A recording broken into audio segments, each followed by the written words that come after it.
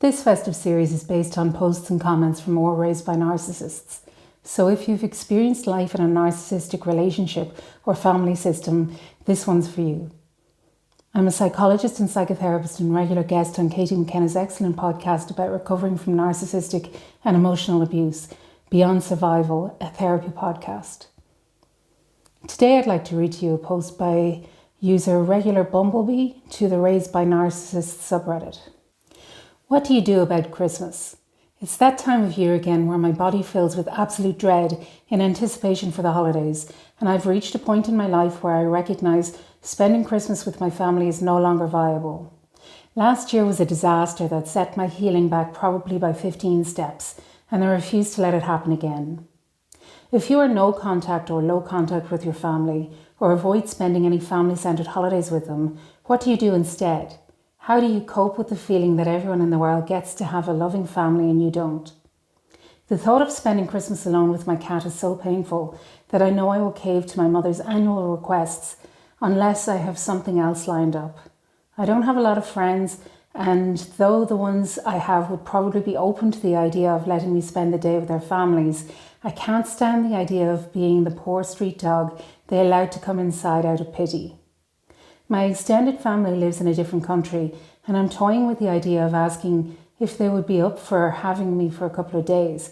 But seeing as they are all made from the same stuff, I worry walking into another disaster would defeat the whole purpose. The best idea I have so far is to try and go away for a small vacation and spend Christmas alone in a warm country in the comforts of a hotel, but I'm not sure if I could financially pull it off on a student budget. Any words of advice and ideas would be kindly appreciated. I think this is a super important topic to name at this time of year. To keep ourselves as safe as possible, we may have to remove ourselves from our narcissistic family system. But this time of year, we're bombarded with happy family imagery and picture-perfect relationships. Many of our own experiences just don't match up to the Hallmark holiday theme. So we may find ourselves grieving for the idealised version of our family that we just didn't get. On top of this grief, we now have to work on creating new traditions whilst we mourn the old ones.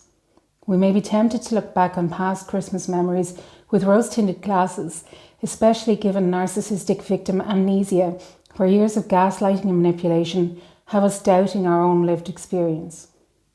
Let me read you a comment that was left on Regular Bumblebee's post from user ThatAsianGirl2504. I would do a Christmas marathon and create a list of what you didn't get to do or dreamed of doing. Check some Christmas activities on Eventbrite, or there should be some social groups on Facebook that might be in the same situation as yourself.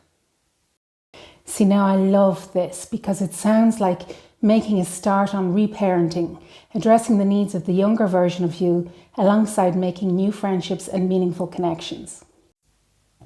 Finally, let me leave you with a post from user Luna Sueski. To everyone spending Christmas alone, I know you, I've been you. It sucks because you feel like everyone else is having a magical Christmas and you're sitting alone like a loser. But you're not a loser. You're not a freak. You're your own hero, your own saviour. You stood up for yourself and made sure you were the most important person in your life. You should celebrate that.